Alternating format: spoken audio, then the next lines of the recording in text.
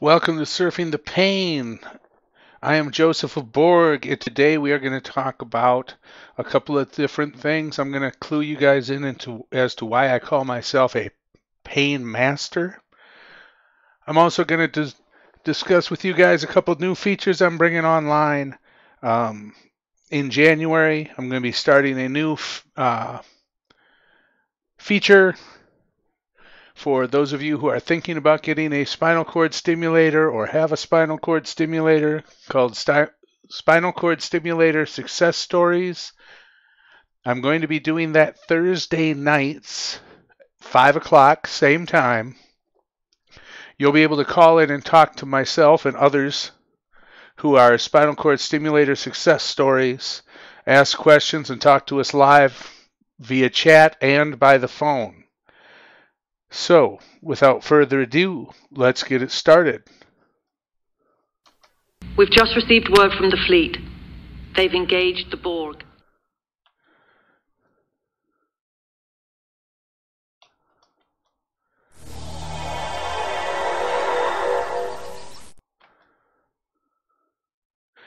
All right, welcome.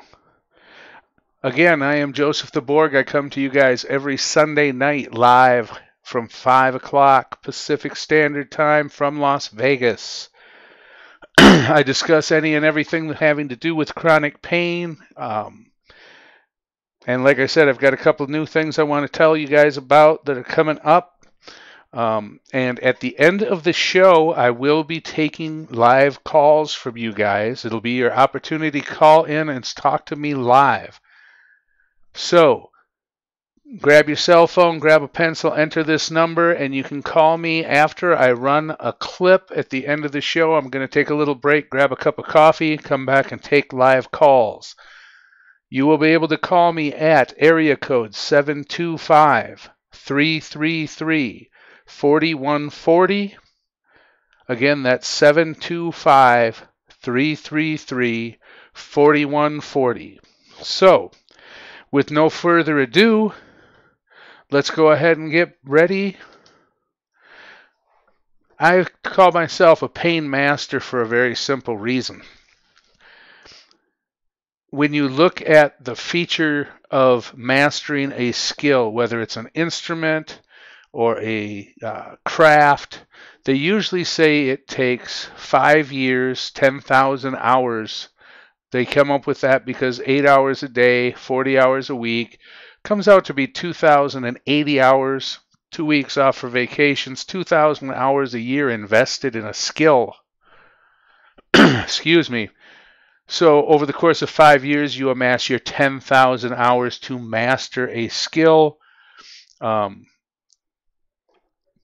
got that crushed because in my mind, you live with chronic pain 24 hours a day, so that's 3 times 8.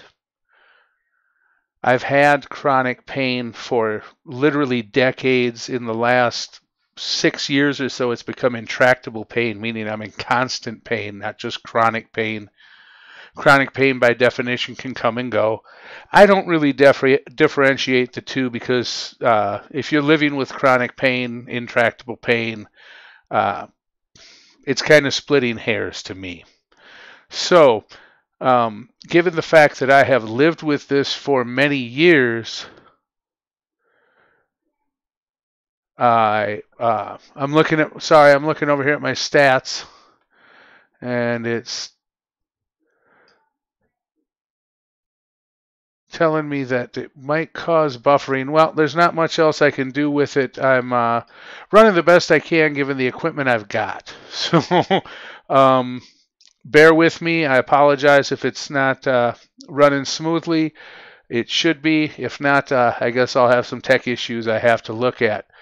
I'm not going to go on and try and change it. I am going to check my settings here real quick, so just bear with me. I apologize.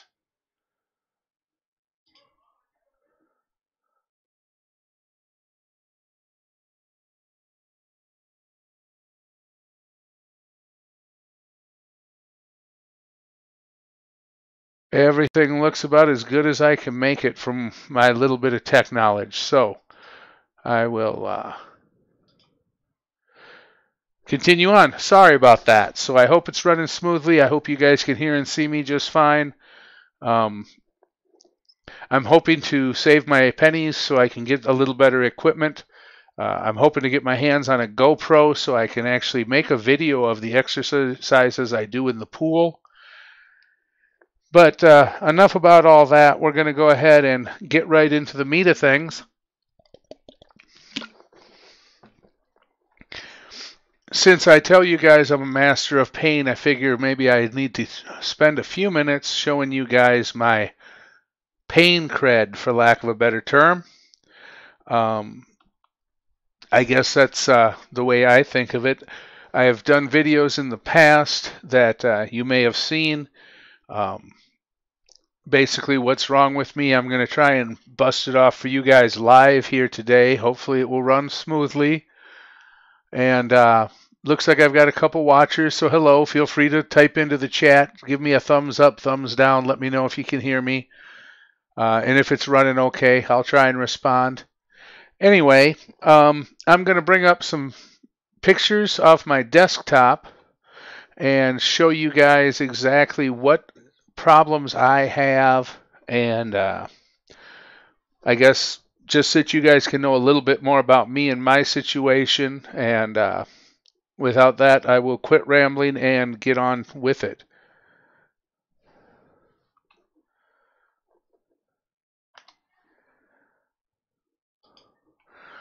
All right, this first image, this is my MRI of my lumbar spine from about 12 years ago. This was almost instantly deemed inoperable because you can't see further down here. Also, these white areas are where the arthritis has eaten away the edges, and you can see that these don't have the bright white coloring that a vertebra should. Disc should be real bright. Actually, your disc should look more like this area over here. You can see this one's got some remaining. This is pretty squished, and it gets worse as we go down. Ironically, I had told them before I ever got my MRI that it felt like I had 2 knitting needles stuck in my back whenever I would stand up straight. These divots here probably explain that, and you can see here where the disc material has been pushed out into my spinal cord. For those of you not familiar with an MRI, this is the front of my body, this is the back of my body, spinal cord here, vertebra, and discs. So that is what is up with my low back issue. This, again, images from 2012. There's really been no point in shooting another one because it's inoperable, and that's what sent me to pain management, since there is no surgical correction for all this. This is an image of, let me zoom it just a tiny bit here. These are the needles. I don't have fluoroscope images from when I had blocks done as testing for my radio frequency ablations. I had several different types of spinal injections before we went to the ablations. They simply didn't work, or didn't work very long, literally a matter of days. These are the ablation needles. You can see there's 4 of them coming in from this side, and they put them basically right on my facet joints. They use radio frequency, think microwave, to heat an area up about the size of the dime on each of these. It's done under fluoroscope. This is live x-ray. I got to watch them do this on the screen as it went on. A little bit about the procedure in case you're looking at having radio frequency ablation. The first time I had it done, it worked for about 8 months. The second time I had it done, it only worked for about 6 months, and it simply wasn't a situation where I wanted to keep taking 8 needles to the spine every 6 months or less, plus my insurance required 2 rounds of nerve blocks to verify they could hit the right spot. So you were looking at 3 times 8 is 24 needles to the spine every 6 months, give or take. I just couldn't see doing that the rest of my life. That's a lot of needle traffic in and out of your spine, and anytime you're working on or near your spine, obviously there's risks involved. Pardon me. Also, I had a extremely unlikely event happen. If you guys remember back in 2012, a place called the New England Compounding Center made steroid and other steroid concoctions. They distributed some steroids that were infected or contaminated, I guess, with black mold. A lot of people got meningitis, encephalitis from it. Quite a few people died. It was all over the news. They were sued out of existence. I would be less than honest if I didn't tell you that that experience when I came home one day, opened a letter from the CDC, told me I'd been exposed. I had to get a spinal tap. I had to wait quite a while. They had to run a culture on mine before I was in the clear. Turns out I actually had an ear infection at the time, but that was why my sample showed up abnormal. I ended up being just fine, but it really put me off the idea of further spinal injections. I'm sure you guys can understand. Spinal injections have risks. Epidural steroid injections have risks. Some things are FDA approved and some are not. That's something you're going to want to do your research on. You really want to know what they're using, where they're putting it. After all, it is your spine. So, do your homework. How much you value whether or not something is FDA approved, I guess, really depends on what you think of the FDA. We just had people getting sick from lettuce recently, so, and we've had plenty of things that they have approved in the past that later had catastrophic results. I believe it's thalidomide was used on pregnant women and caused catastrophic birth defects. Things like the Dalcon Shield come to mind. So enough on the FDA. I don't want to get off on a rant. Let me see next image here. These are the leads for my spinal cord stimulator. As you can see, I've got two 8-point leads, and I tell people they're kind of arranged like a church window, where it's pointy at the top and they come down. As you can see, it covers, here's a vertebra, or I should say a disc. A disc. Up here is another disc. It's fuzzy, so you can't see it. So I've got disc here, disc here, disc here. So I've basically got 3 levels of coverage. These are percutaneous leads. I didn't load up a photo to run of paddle leads, but paddle leads are different because it's one wire coming up and it looks like a canoe paddle shape. They come in lots of different shapes with various numbers of contacts. What kind of leads they're going to give you is probably going to depend on your very specific situation. If you want a picture of leads and you're into spinal cord stimulators, I do have a page called Spinal Cord Stimulator Success Stories. I also have a Facebook group called Spinal Cord Stimulator Success Stories. The lead photo for that is a variety of leads if you want to check that out. And if you're thinking about getting one, I'd say that's a really good resource. Yes, I'm prejudiced because I started it, but often you get so many success stories don't stick around, which only leaves the failures around in the support groups because the successes go back to having a life. And there's a certain group of people that for some reason seem to delight in scaring the hell out of people. So I created a page just for success stories. This is my battery or IPG, internal pulse generator, the computer of the spinal cord stimulator. Again, let me see if I can make this a little bit bigger for you. There we go. You can see the wire comes up here. It's got a loop in the wire.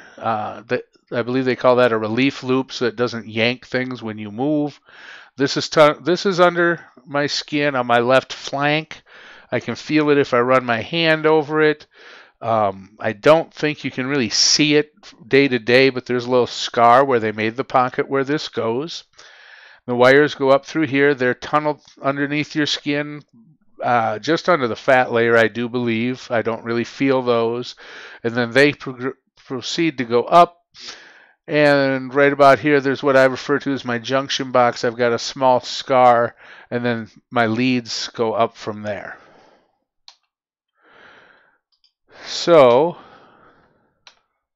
there's me and my back brace that they gave me afterwards, mainly to remind me not to bend, twist, lift, things like that.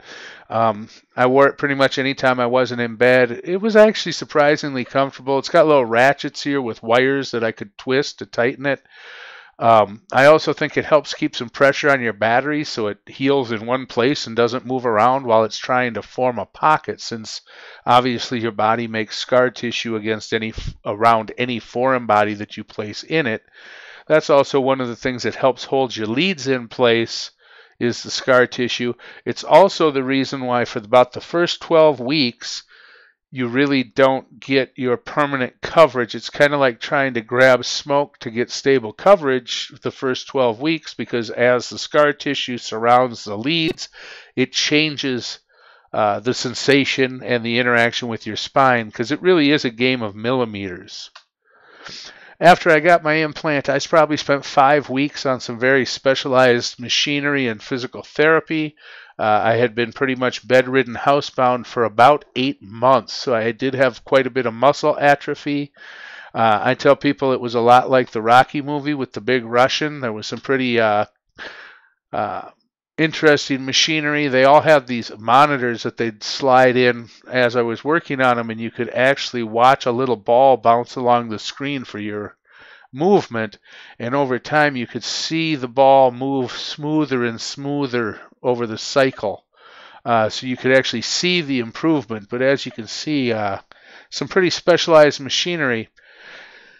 That covers my issues for my low back. I got my implant in 2013. I went from being housebound / bedridden back to standing on the casino floor 40 hours a week with no pain meds at all. I come from the casino business, so that's why I was standing on the casino floor. Now, about the 2012, before I got my implant, I started having some problems with my cervical spine, which affects my upper body, my fine motor skills, and this is a pretty good image. I had looked for a long time to find one where I could really explain what the problem with my cervical spine is. So if you've come this far along, you realize this is a cross section of the spine. You got your facet joints, spinal cords in here, discs are here, blah, blah, blah, blah, blah. Obviously, you can read as to what all these little pieces are. Right here where it says nerve root existing through the neural, I believe it's the pronounced foramen, is where your branch nerves come off and go out to your body. Okay, you can see over here, same thing, oblique view, it's turned just a little bit. You can see how the nerve comes off the spinal cord, goes between the facet joint and the disc, out through this little, like, I don't know, bony trench, and of course there's another vertebra right here. So this is basically a tunnel of bone that your nerves exit through, the nerve roots. When my disc blew out in my cervical spine, debris from the discs on both sides got in these channels. This irritated these nerves, which the arachnoid layer is the layer that surrounds the nerve, or the nerves individually. That caused my arachnoid layer to get inflamed, which causes what is known as arachnoiditis. Most cases of arachnoiditis actually come from a botched surgical procedure, or if they hit one of these with a needle. That wasn't my case. I got organic matter in there. I have been told it was the equivalent as if I'd been shot in the neck, but of course if I were shot in the neck, the debris getting in there would have been fatal. So they really don't have very many cases like mine. So as this got irritated, it starts to inflame. Then a lot like the simplest way I can explain it, an oyster making a pearl. Let me make this a little bit bigger. There we go. Like an oyster making a pearl because it's got a piece of sand in it, it starts to form calcification or bony uh, uh, buildup on the piece of debris.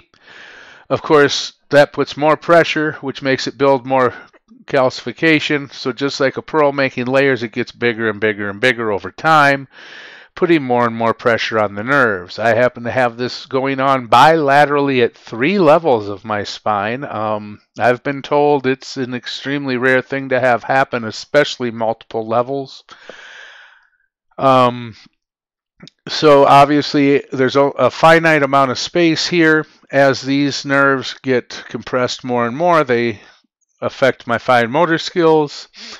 I get tremors in my hands. It manifests itself a lot like Parkinson's or relapsing remitting multiple sclerosis, where you can have symptoms that vary significantly from day to day.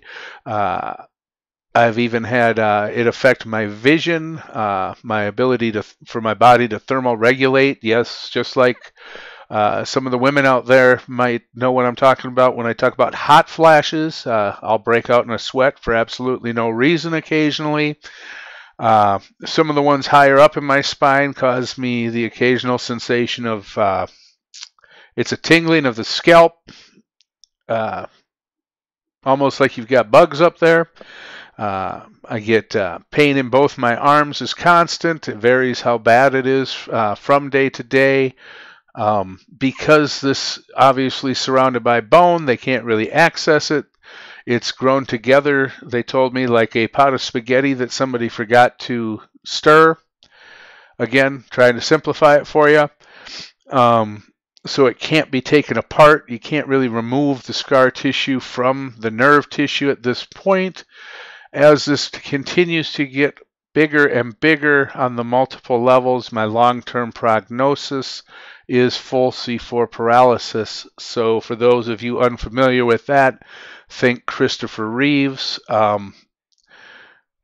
With the levels I have affected, I am expected to lose what my doctor called all of the big 4: bowel, bladder, breathing, and possibly speech, not to mention the movement of all 4 limbs. So they can't really give me a timeline for that. I try to not worry about it because all I can really do is ruin whatever good days I have between now and then.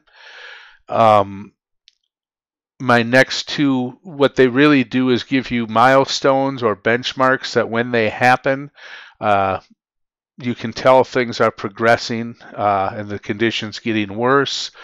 I'm to the point now where if I lose bowel or bladder control, that tells me it's time to head to the ER, like I would need them to tell me that. So yeah, as these fill in and as these get crushed more and more, I'll be going in. If I lose my bowel or bladder control, it'll be time to start looking at possibly doing a tracheotomy so that when I do need to be ventilated, they can have it already done rather than trying to do it in an emergency situation.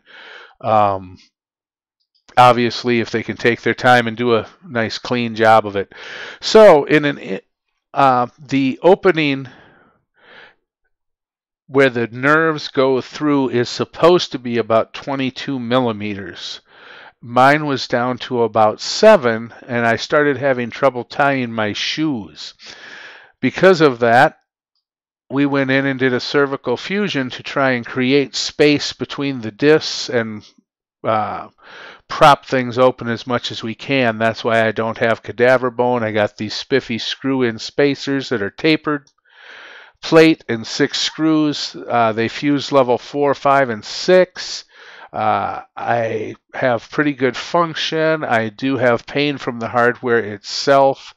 Compared to the nerve pain, it's nothing to speak of compared to the nerve pain. You can see over here how close some of this is. They should be gapped out much more, but they did everything they could do to create space to buy me time.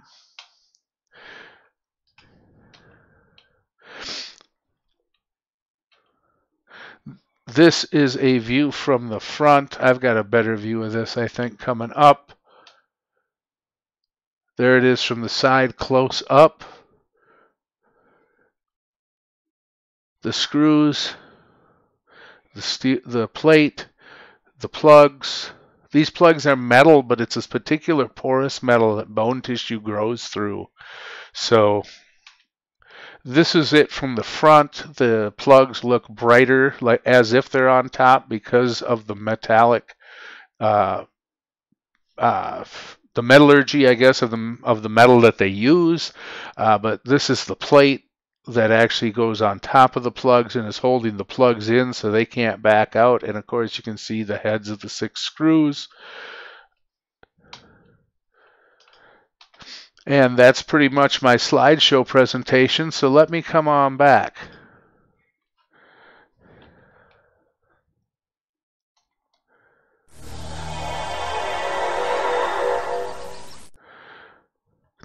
Whoops, it's a low budget show with cheap special effects. You get what you got, I guess.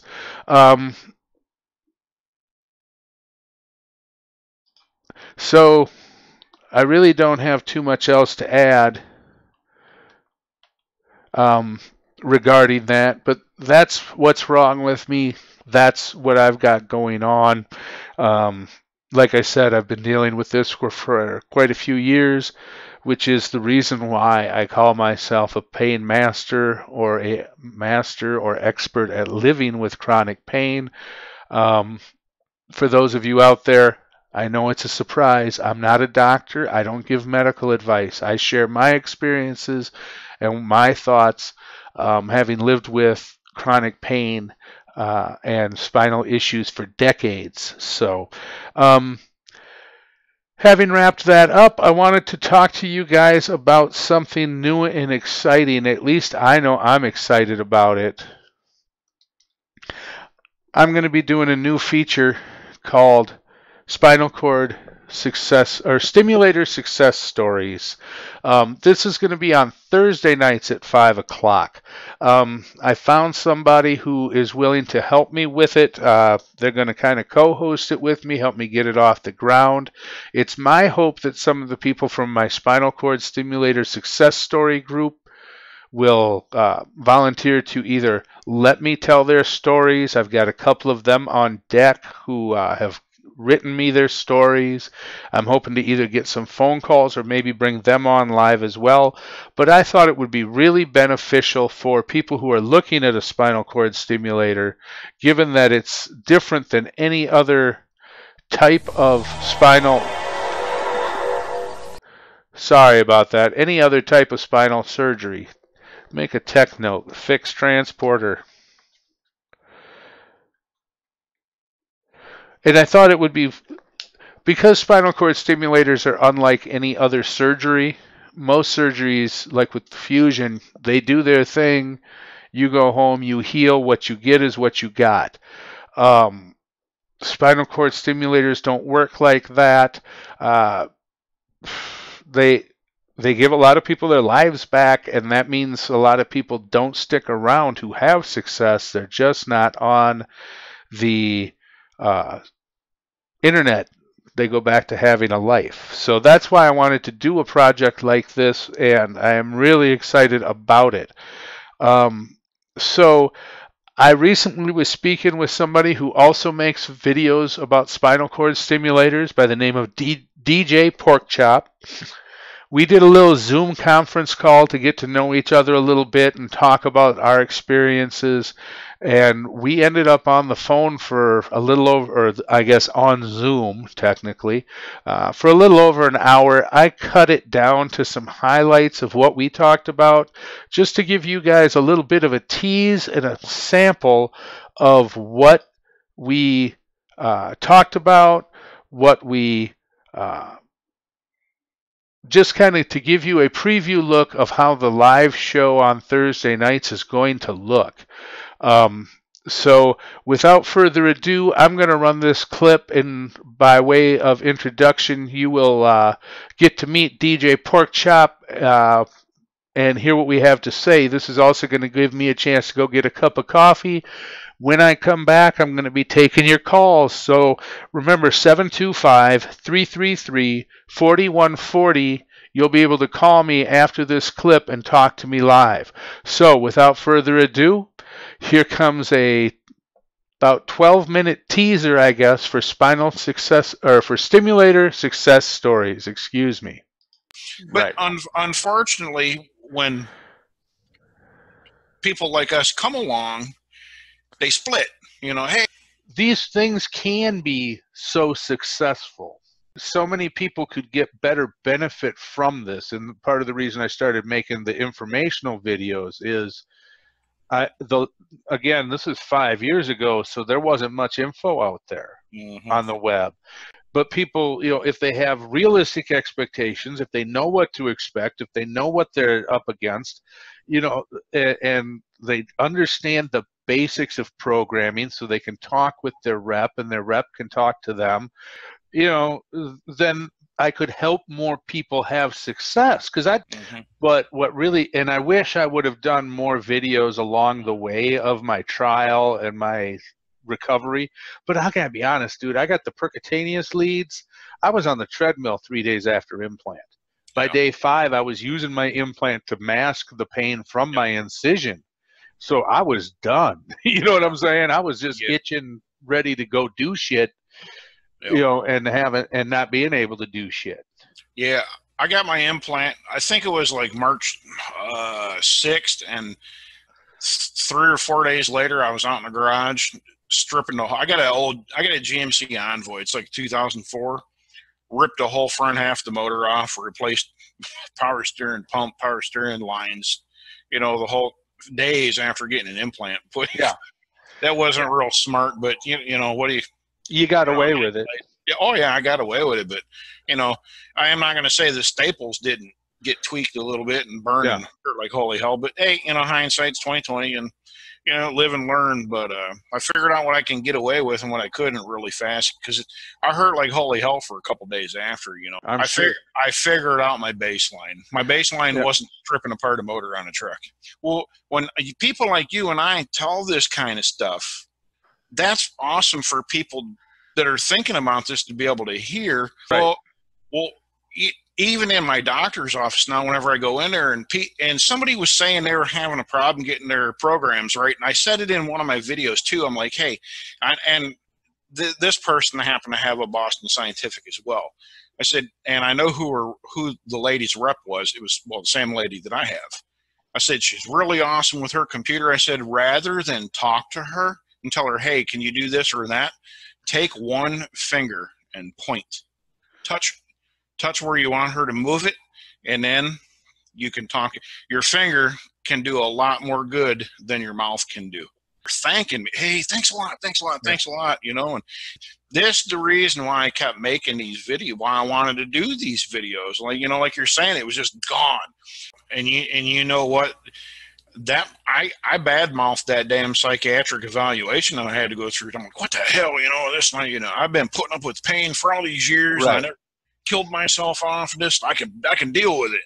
I'm going to tell you what, man, after I got that damn thing put in, the trial alone was night and day. It was like somebody flipped the light switch on. Because I had sciatic so bad I couldn't get out of bed. And then when I got the permanent implant put in,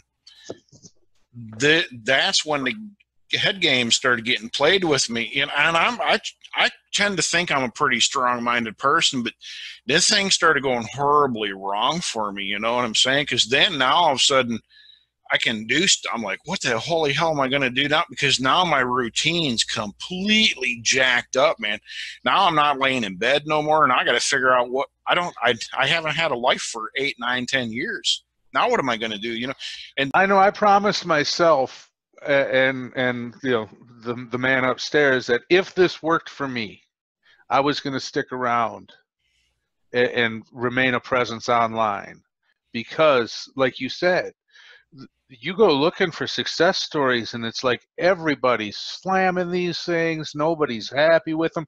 But you know what? You go look at Spinal Fusion or a Cervical Fusion or a knee replacement online, and you get into groups, and all it is people who are pissed off, and there seems to be a subset of the population that takes delight in scaring the shit out of people, you know. I've caught a few of them in the active. It was they say. Oh yes, they. It's whoever the hell they is. But also, I got talking to a few other ones, and they're like, "Well, even if my insurance would have paid for it." Oh, so you do have an axe to grind. It's with your insurance company, right. not the procedure, right? Right. So they're sour that they couldn't. They really probably did need something to get done, but it, like, so I get it. But to sit there and ruin everyone else's hope. Yeah, I mean, and to be honest with you, my doctor tried getting me to get a stimulator for 7 years. I'm like, quack, quack. No, not going to happen, Jack. And he wouldn't operate on me because I weighed 385 pounds. He wouldn't do it. And finally, I couldn't walk. My wife called him. She's like, hey, you know what? Because they called because I kept missing appointments. She's like, I can't get him out of bed. He's stuck. Yeah. And finally, we got me in there, and he said, look, you can do the stimulator or we're going to do the surgery on you. Which one do you want to do? So I ended up finding I don't know how, but I did find somebody. They're like, hey, check this out. And they talked about a stimulator, and then they were gone. But it was just, hey, it really worked. I'm like, getting it. I'm getting it. Well, what the fuck I got to do? I'm laying in bed. I'm watching my kids. I done watch them grow up and move on, and fuck it. What do I got?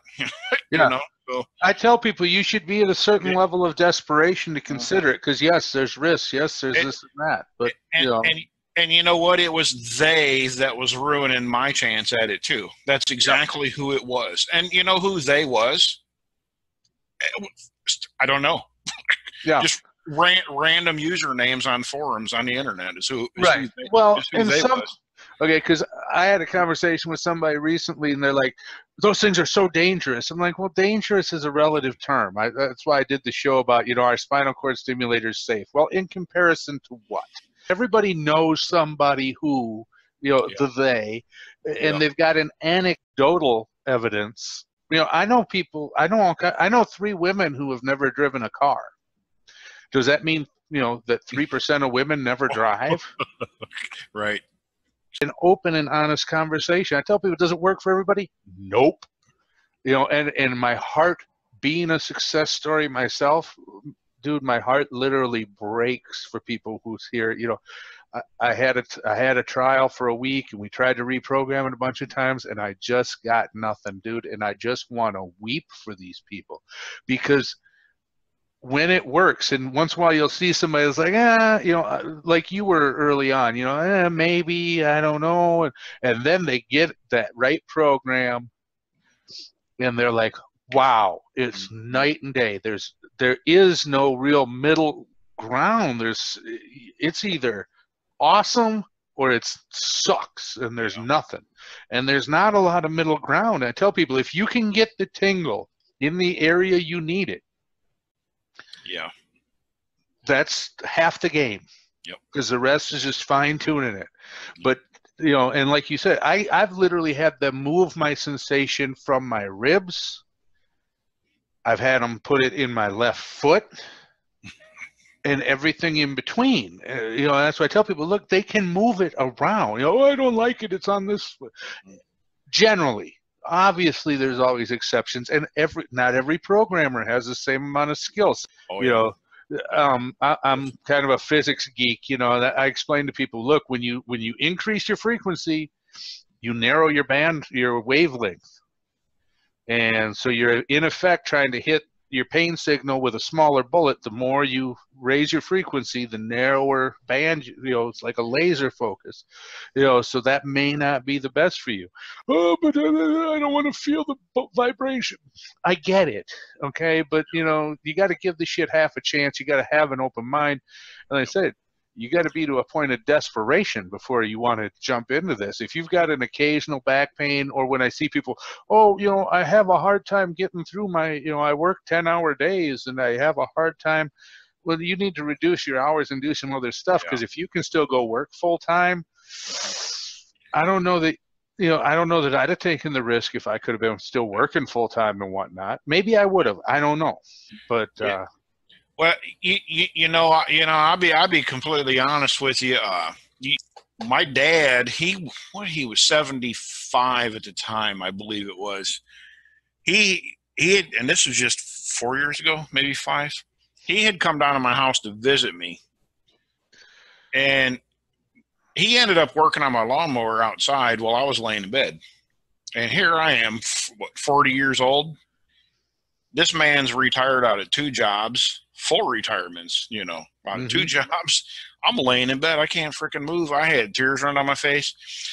If I would have had a set of railroad tracks close to my house, the freight train was sounding really good at that point in time. And I knew right then and there that the time was up.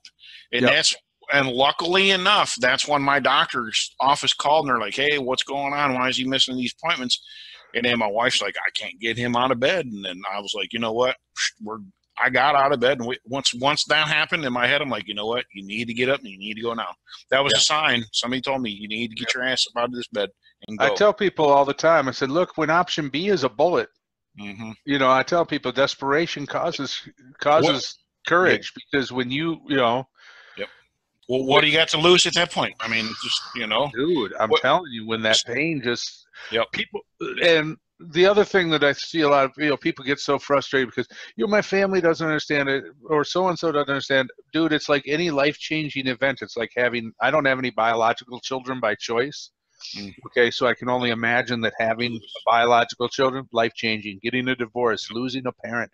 These are things that you can talk about them, and you can know about them, but you don't understand them till they happen to you.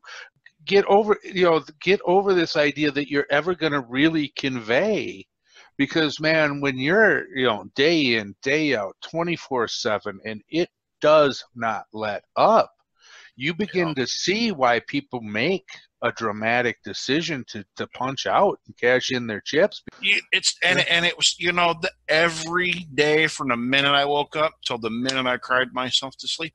And I'm not too big of a man to sit here and say that life sucked. A lot of guilt comes with this thing, with chronic pain. Oh, yes. A lot of people suffer abusive, the people in their lives don't appreciate it as an illness, because, we've all had people, oh, I've got back trouble. Oh, I know what you mean, man. I pulled my back muscle one time move and I could barely walk for 3 days. And I'm like, dude, I want to tell them, dude, you got no fucking idea. Okay. None. Forget that you have any clue.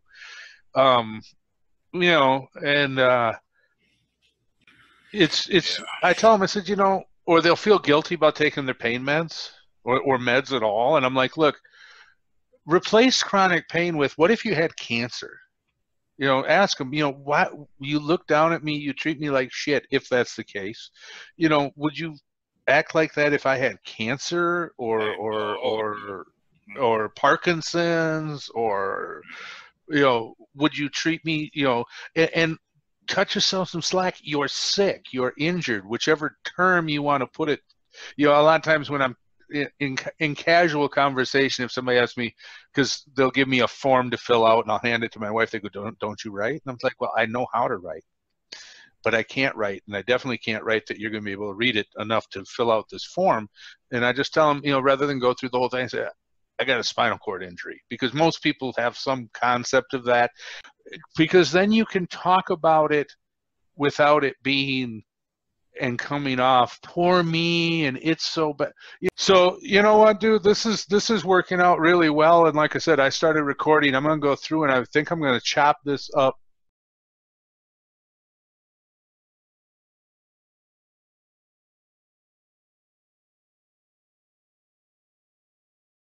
Oops, I cut that off. I just finished off by telling DJ Porkchop that I was going to cut this up and make a little clip, because like I said, we had a really good time and we really hit it off. We talked for a little over an hour. So I am back now, and it is time. If you want to call in, and I know DJ Porkchop told me he's going to try and call in part so I can try and work my way through this the tech issues of taking calls live online. So in the meantime, before I see if anybody calls, the phone number should be there on the screen by now. I'm going to chat with you guys. Looks like I've been on for about 45 minutes. I'm going to take 5 or 10 minutes here, and I gave you plenty of warning. We're going to wait and see if anybody calls. Again, the number, if you're maybe listening and can't see your screen right now, is area code 725-333-4140. I plan to launch this new feature on Thursday, the 3rd of January, starting every Thursday in January, and hopefully far beyond that, to allow you guys, like I said, to call in, ask questions, talk to people who have spinal cord stimulators and have had success with them, because it seems like there are plenty of people out there who have not. Who have not had success, and really, I got caught up watching myself. I'm sorry. Again, hey, it's worth the price of admission. I do my best. It is a one-man show, and like I said, I'm saving up my pennies for a little bit better equipment so that I can do some better stuff and run some smoother things. I'm working on getting my hands on a GoPro so I can take you guys with me to the pool, show you my workout routine, since I really can't work out on land. If you are looking for a way to get some exercise and you've got pain issues, spine issues, I'll tell you what, the pool has been a godsend for me. I can do all kinds of things that I can't possibly do on land because of gravity. It gives me a chance, because of the support of the water, to work on my balance and my core. And not only that, a lot of us who have spinal issues and pain issues and have for a long time, let's be honest, we're not in great shape. So when you're in the water, the pressure of the water on your body, hey, I got my call coming in, really helps it work. Really helps your heart and lungs work better. All right, you are live on Surfing the Pain with Joseph of Borg, and I'm going to guess this is DJ Porkchop. I'm doing pretty good. I'm really curious to see how this is going to come out for audio, man, and I just wanted to say again how much I enjoyed chatting the other day.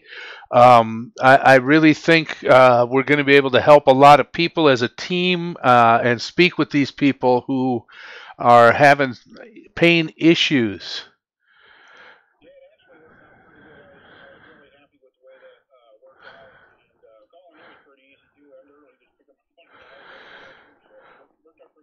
All right. Well, like I said, that is the goal. Is I know I have problems typing because of my cervical issues.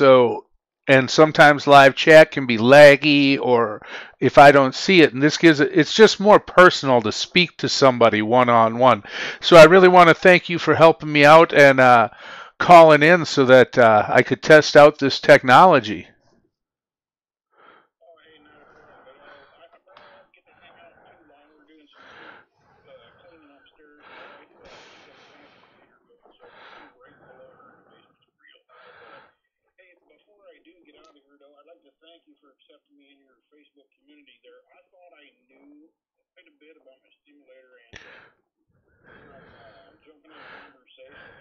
There with some of your patrons there. I have learned a lot in the last few days. I've learned that I just don't know a whole bunch of stuff. So I appreciate everybody over there too. That community is pretty awesome. I really enjoy being there. Well, thanks. That really gives me a chance to comment in that, yeah, if you have spinal issues, chronic pain issues, swing by my Facebook page called Joseph of Borg. I've got links on there to support groups I've made, but most of them are focused on successes because, like I said, we can't let just the failures dominate the entire conversation. So, yeah, spinal cord stimulator success stories. To be honest, I really started doing videos and making that group for myself, because you feel alone. Nobody knows what you're going through. And I'll tell you what, I never would have believed that I'd end up with about 1,400 members, et cetera, on that group. And yeah, it's really been a blessing to me to have a little bit of platform where I can actually help people out, and people can go there and share information. Oh, yeah, it definitely is a fantastic community.